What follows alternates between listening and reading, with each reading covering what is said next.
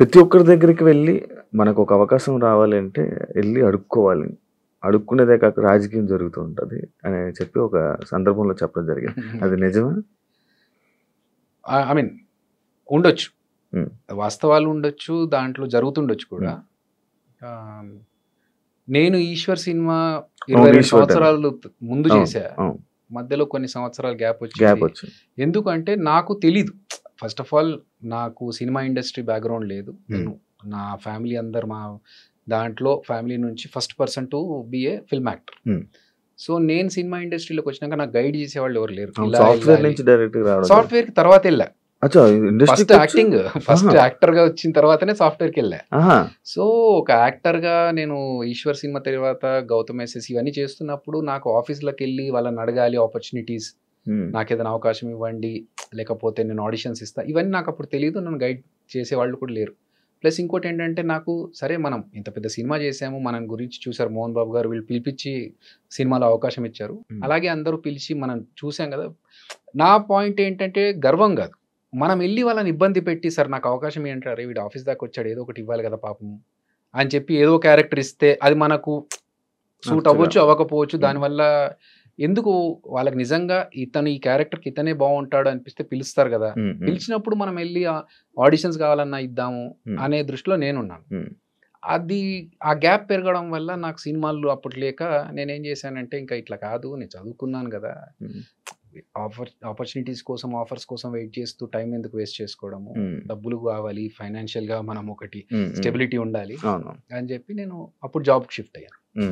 So ఇక్కడ రాజకీయాలు జరుగుతాయి అనే విషయం మీరు అన్నారు కదా, దానికి ఉండొచ్చు, జరుగుతుండొచ్చు, జరుగుతాయి కూడా.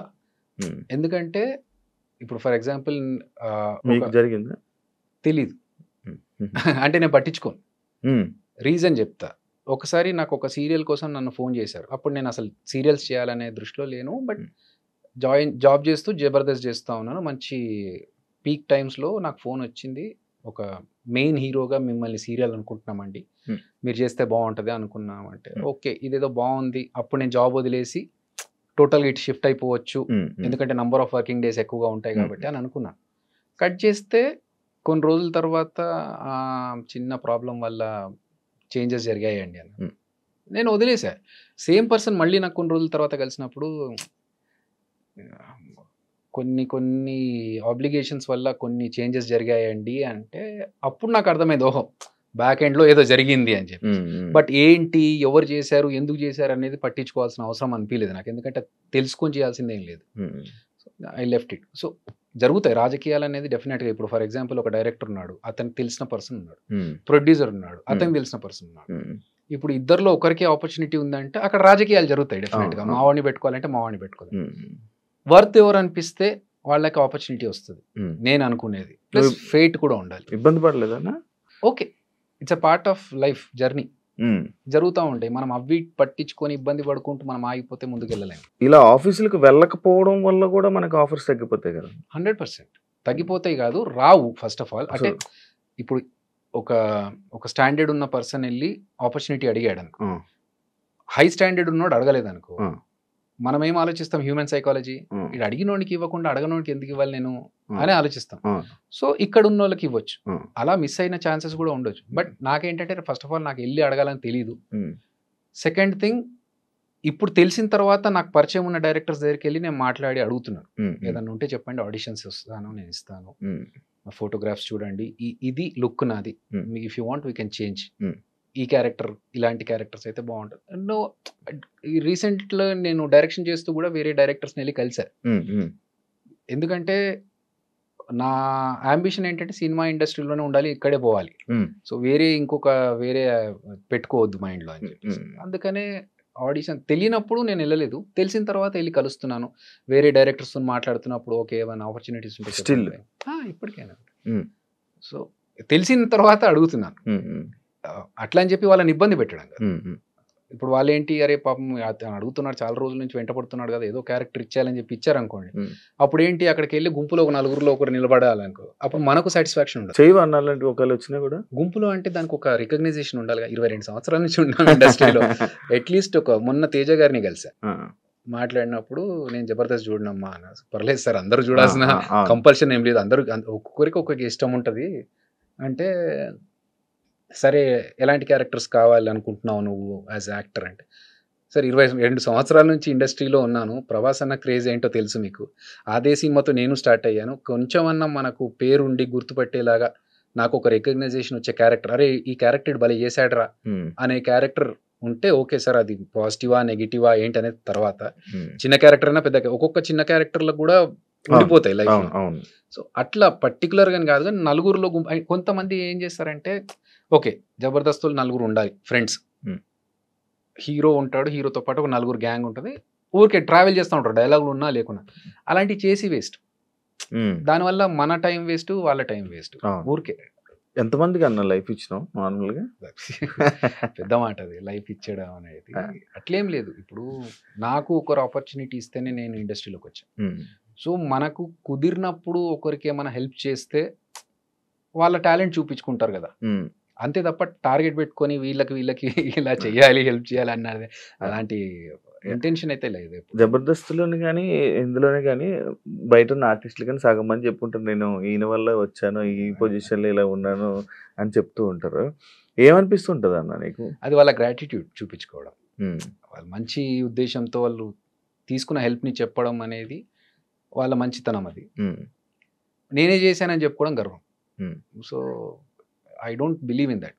ఇప్పుడు ఆదికే కావచ్చు, మిగతా అందరికీ కావచ్చు, వాళ్ళకున్న టాలెంట్తోనే పైకి వచ్చారు, మనం ఒక చిన్న సపోర్ట్ ఇచ్చాము, వాళ్ళకు ఒక ఆపర్చునిటీ ఇచ్చాము తప్ప, వాళ్ళని ఫస్ట్ నుంచి మనమే స్టార్ట్ చేసి మనమే క్రియేట్ చేసి మొత్తం పెడితే అది గ్రేట్.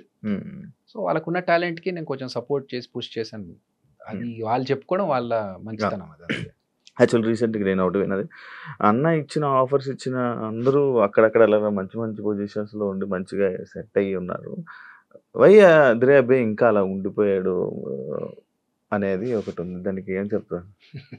ఏమో నాకు ఐడియా లేదు, బట్ నేను నా ఫ్లోలో నేను వెళ్తున్నాను. ఏదో ఎమోషన్ అవుతున్నాను. లేదు కొంచెం స్ట్రెచ్ చేసుకుంటున్నాను కాదు, 2-3 రోజుల నుంచి వర్కౌట్ చేయట్లేదు, అందుకే కొంచెం స్ట్రెచ్ చేసుకుంటున్నాను. బట్ ప్రాబ్లం ఏంటంటే, నేను ఎక్కువగా దాని గురించి ఆలోచన, నేను ఎందుకు ఇక్కడే ఉండిపోయాను. ఐఎమ్ స్టిల్ రన్నింగ్ 22 years తర్వాత కూడా I'm still in the industry. So అదొక హ్యాపీనెస్. ఒక బాధలో కూడా నేను పాజిటివ్ సైడ్ చూడడానికి ట్రై చేస్తాను. I try to be optimistic every time. So I'm happy with what I'm now. ఎందుకంటే నా లైఫ్లో టచ్వుడ్ నేను అప్పు చేయాల్సిన సందర్భం రాకుండా చూసుకున్నాను. నాకు మేబీ మీరు అన్నట్టుగా యూనో ఎక్కువగా వెళ్ళిపోయి కలిసిపోయి వాళ్ళతో కూర్చొని మాట్లాడి మనకు కొంచెం ఆపర్చునిటీస్ కోసం ట్రై చేయడం అవన్నీ మనకు తెలియదు. నెట్వర్కింగ్ అంత ఎక్కువ వచ్చినప్పుడు కలిసినప్పుడు మాట్లాడినప్పుడు మాత్రమే ఏంటి అని. అంతే తర్వాత ఒకసారి షూట్ అయిపోయినా ఆఫీస్ అయిపోయినా ఏదైపోయినా నేను డైరెక్ట్గా ఇంటికే, ఇంకా వేరే ఫ్రెండ్స్ దగ్గరికి వెళ్ళి ఆడుకోవడాలు టైం పాస్లు చేయడాలు ఏం లేవు అస్సలు. ఏ అలవాటు లేదు, ఎక్కడ టైం పాస్లు చేసేది లేదు. ఎప్పుడో ఎవరిదో ఫ్రెండ్ బర్త్డే ఉంది ఖచ్చితంగా వెళ్ళాలి అంటే తప్ప, ఒక బర్త్డేకి వెళ్ళడం తప్ప ప్రెసెంట్ హ్యాపీగా నేను ఇంట్లో కూర్చొని టీవీలు చూసుకుంటే సినిమాలు చూసుకుంటే అదే నా టైం పాస్. సో మేబీ అదొక రీజన్ కావచ్చు. అదర్వైజ్ అంటే నాకు ఎప్పుడు ఆ ఫీలింగ్ రాలేదు, అందరూ ముందుకెళ్ళిపోతున్నారు నేను ఇక్కడ ఉండిపోయానే అనే ఫీలింగ్ నాకైతే లేదు. ఎందుకంటే నేను ఉన్న దాంట్లో నాకు హ్యాపీగా ఉన్నాను. ఇదే టాపిక్, భజన చేస్తేనే జీవితం లైఫ్ అనేది చెడ్డ ఇచ్చిన ఒక స్టేట్మెంట్. భజన చేయాలి, ఇండస్ట్రీలో ఉండాలంటే భజన చేయాలి, వాళ్ళు నీకు ఏదైనా ఉండాలన్నా ముందుకెళ్ళాలని ఇది ఉండాలి. అది నాకు లేదు, నేను ఇక్కడ ఉండిపోయాను, దానికి యాక్సెప్ట్ చేస్తాను. ఉండొచ్చు. That's what I'm saying. నాకు తెలుసు భజన చేయాలి, మస్కా కొట్టాలి, ఇవన్నీ ఉన్నా కూడా నేను చేయలేను, ఎందుకంటే నాకు రాదు. అది ఆర్టిఫిషియల్గా తెలిసిపోతుంది శివ. ఇప్పుడు మన దగ్గరకు ఒకడు వచ్చి, అన్నా నువ్వు అస్సలు తోపన్నా, నీ కామెడీ అద్దరిపోద్దన్నా పడిపడి నవ్వుతా అంటే నాకు తెలుసు, అరే నా స్టాండర్డ్ ఏంటో నాకు తెలుసు, నువ్వు చెప్పేది పేకుతున్నావని నాకు తెలుసు. సో అర్థమైపోతుంది వీడు మస్కా కొడుతున్నాడు.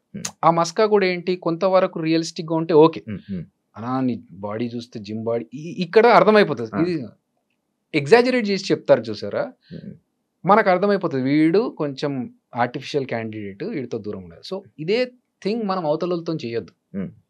ఇప్పుడు ఒక హీరో సినిమా ఫ్లాప్ అయింది అనుకుందాం, ఉమ్, మనం వెళ్ళి అద్దరిపోయింది సార్ సినిమా అద్దరిపోయింది అన్నా, అసలు నువ్వు నెక్స్ట్ అది ఇది అని చెప్తే వాళ్ళకి తెలియదు ఆ సినిమా పోయింది వీడు ఏదో పేక్తున్నాడు అని. ఉమ్, ఉమ్, అప్పుడు ఏంటి, మన గురించి మన జెన్యూనిటీ గురించి వాళ్ళకు ఒక డౌట్ క్రియేట్ అవుతుంది, ఉమ్, ఎందుకు అది చేయడం.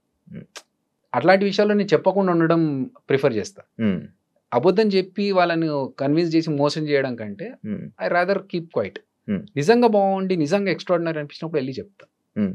అది మస్క కదా, అలా వాళ్ళకి కూడా తెలుస్తుంది జెన్యున్. అవును అవును. అనే ఒకప్పుడు జబర్దస్త్ ఎలా ఉండేది, ఇప్పుడు ఎలా ఉంటుంది, రాను రాను ఒక బూత్ షో అని చెప్పి కామెంట్స్, రాను రాను కామెడీ తగ్గిపోయింది, డబుల్ మీనింగ్ వర్డ్స్ ఎక్కువైపోతున్నాయి అనే దానిపై నువ్వేమని చెప్పాలనుకుంటున్నా? యాక్చువల్గా బూత్ షో అనే పేరు ఫస్ట్ నుంచి ఉంది మాకు. Hmm. అది ఎలా చెప్పాలి, ఇప్పుడు నేను ఒక స్కిట్ చేశాను. Hmm. నేను ఒక ఎంఎస్సి ఎలక్ట్రానిక్స్ బ్యాక్గ్రౌండ్ పీజీ స్టూడెంట్ని, సాఫ్ట్వేర్ బ్యాక్గ్రౌండ్ నుంచి వచ్చి జనాలు ఎంజాయ్ చేస్తున్నారు ఇదే ప్యాటర్న్ ఏమో అనుకునే ఒక అపోహతో ఒక స్కిట్ చేసా, దానికి బండబూతులు పడ్డాయి నాకు తిట్లు. అరే ఇది కాదా, ఓకే ఐ రియలైజ్డ్ చెయ్యొద్దు ఇలా అని చెప్పి. కానీ వర్స్ట్ థింగ్ ఏంటంటే శివ, ఇప్పుడు అదే క్లిప్ ఏదైతే ఉంటుందో అది వైరల్ ఉంది, ఇంకా 10 సంవత్సరాల కూడా అదే క్లిప్ వైరల్ ఉంది. నేను సోషల్ రెస్పాన్సిబిలిటీ ఉంది మనకు కూడా, మనం చేయాలి, మంచి విషయాలు చెప్పాలి, జనాలకి మెసేజ్ చెప్పొచ్చు దీని ద్వారా అని చెప్పి చెట్ల గురించి, చెట్లు నాటాలనే విషయం, నీళ్లు సేవ్ చేయాలనే విషయం కావచ్చు, ఇలాంటి చాలా విషయాలు చెప్పాను. తడి చెత్త పొడి చెత్త ఈ సెపరేషన్ గురించి చాలా మందికి తెలియదు. ఈ స్కిట్స్ లో భాగంగా చెప్తే ఏమైనా ఇన్ఫర్మేషన్ వస్తుందేమో, అసలు ఎవడు పట్టించుకోలేడు దాని గురించి. సో బూత్ షో అని అన్నారు, అవి జరిగినాయి. కానీ చాలా మంది ఏంటంటే వచ్చి మేము బాగా ఎంజాయ్ చేస్తామండి ఇలాంటి స్కిట్స్ అని కూడా చెప్పిన వాళ్ళు ఉన్నారు. సరే అప్పటికి ఇప్పటికీ మారింది, రాను రాను ఇంకా వర్స్ట్ అవుతుంది అంటే మేబీ ఆడియన్స్ పర్స్పెక్టివ్ కూడా మారుతుంది. ఒక డికేడ్ 10 years అవుతుంది కదా జబర్దస్త్ స్టార్ట్ అయ్యి. సో అప్పుడున్న ఆడియన్స్ ఇప్పుడున్న ఆడియన్స్కి జనరేషన్ మారేసరికి ఆ తేడా వల్ల మేబీ అలా అనిపిస్తుందేమో. బట్ ఎక్స్ట్రీమ్ వెళ్ళిపోయి చేస్తున్నవైతే ఏం లేవు, ఆల్రెడీ ఫస్ట్ నుంచి ఉన్నవే ఇప్పుడు చేస్తున్నారు. ఇప్పుడున్న వాళ్ళు కూడా మా టీమ్స్లలో ఉన్న వాళ్ళు ఇప్పుడు టీమ్ లీడర్స్ అయ్యారు.